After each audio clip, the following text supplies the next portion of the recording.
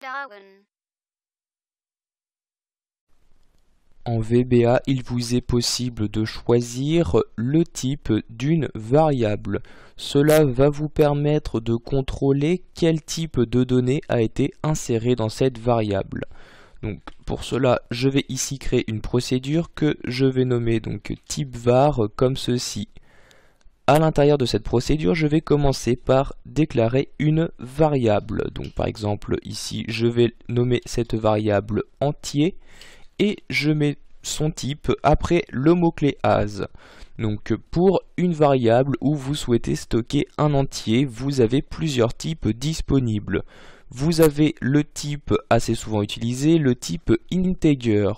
Donc ce type va vous permettre de stocker dans la variable un entier, cet entier devant être entre moins 32 768 et 32 767. Donc une fois que vous avez déclaré la variable, vous pouvez donc lui assigner une valeur, par exemple entier est égal à 10.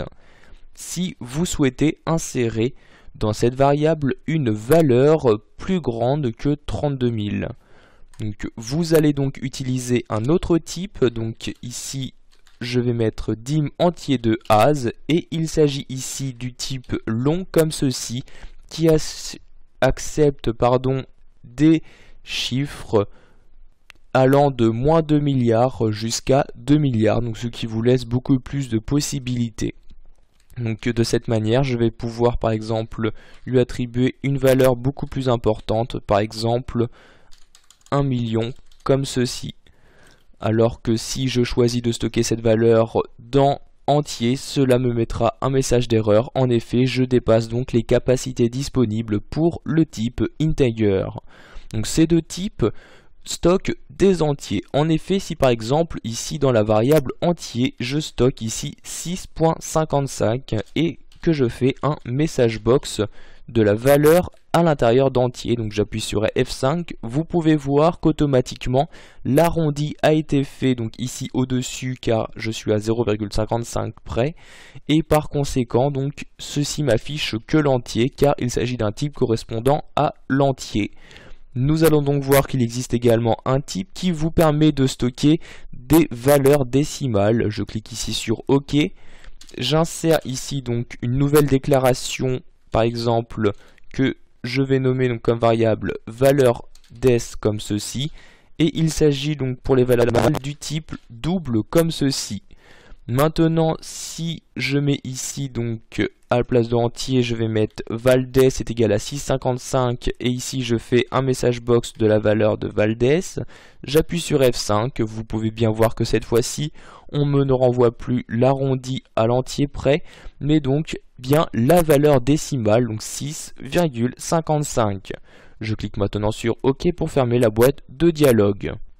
Donc ici, nous avons vu pour le moment les types de variables utilisés le plus souvent pour les valeurs numériques. Vous souhaitez maintenant stocker une chaîne de caractères. Vous allez utiliser un type spécial. Donc ici, je vais nommer ma variable chaîne comme ceci. Il s'agit du type string pour stocker des chaînes de caractères. Je vais par exemple mettre chaîne est égal à bonjour toi comme ceci. Je ferme maintenant les guillemets. Je vais faire un message box de la variable donc chaîne, j'appuie sur F5, vous pouvez voir que la valeur, il s'agit bien donc d'une chaîne de caractères qui a été renvoyée. Je clique maintenant sur OK. Nous avons également en VBA un type disponible souvent utilisé lors des structures de conditions. Il s'agit du type booléen. Donc je vais faire ici type mon bool comme ceci, as boolean. Donc vous voyez ici le type boolean qui apparaît. Et grâce à ce type, je peux donc faire différents tests. Donc, par exemple, ici, je vais mettre le nom de variable mon bool est égal à. Et je vais faire un test. Donc j'ouvre la parenthèse et les guillemets. Moi. Est-ce que donc la chaîne moi est égale à la chaîne toi comme ceci. Donc je vais ici vérifier donc la valeur renvoyée par la variable monbool. J'appuie donc sur F5. Vous pouvez voir ici que la valeur renvoyée est faux. En effet, donc ces deux chaînes de caractères ne sont pas identiques. Je clique sur OK. Si maintenant je mets moi est égal à moi, j'appuie sur F5. la valeur ici de mon bool est bien vraie. En effet, ces chaînes de caractères sont maintenant identiques. Pour finir, nous allons voir qu'il est possible de créer votre propre type de variable. Je clique ici sur OK. Ce type de variable, je vais le déclarer en dehors d'une procédure afin que celui-ci puisse être utilisé dans l'intégralité de mon module.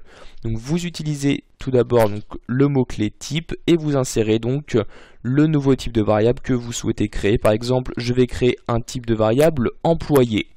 J'insère maintenant les différentes variables que je souhaite pouvoir utiliser à l'intérieur de ce type. Par exemple, pour un employé, je souhaite pouvoir connaître son nom, son prénom. Donc je mets ici nom et prénom en tant que chaîne de caractères.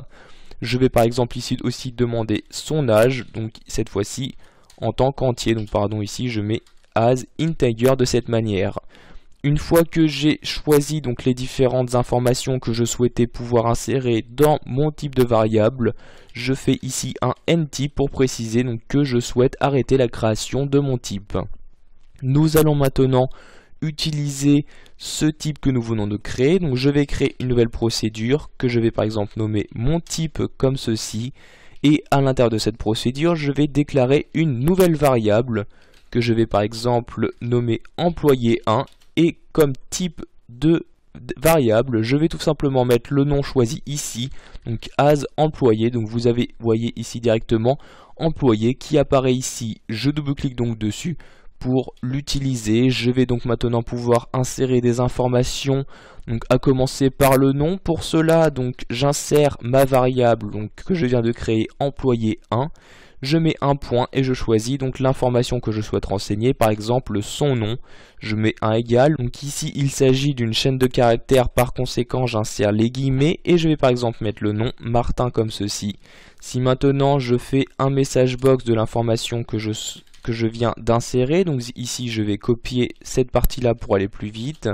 Je fais un message box donc du nom d'employé 1, j'appuie sur F5, vous pouvez voir qu'il s'agit bien de la bonne information qui m'a été insérée.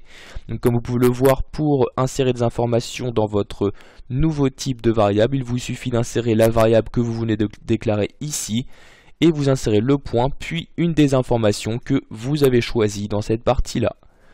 Voilà, vous connaissez maintenant les différents types de variables qu'il est possible d'utiliser en VBA.